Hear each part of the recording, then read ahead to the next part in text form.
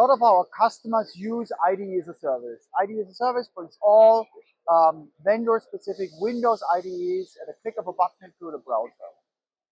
That's a good use case, but wouldn't it be better if you just open a file directly, natively in the browser without having to stream a Windows application? That's what we announced today.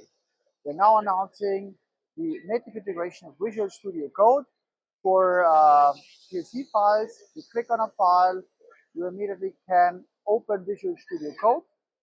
You integrate or upload the file from the SDA repository. It immediately starts working in a native browser environment. Check it out. I have here on the top right corner a new icon, open in VS Code. You click on it. Then after a few moments we should see VS Code here on the browser. And here we have VS Code.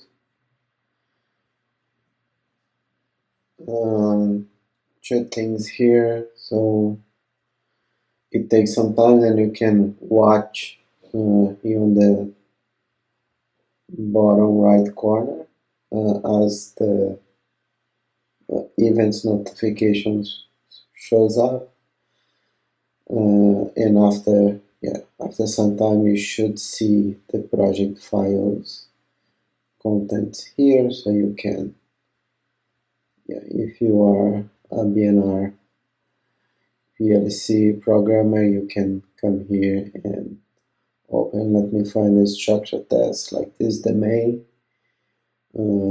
So you can edit or use Cloud, for example, GitHub Copilot to ask Cloud to write the code for you.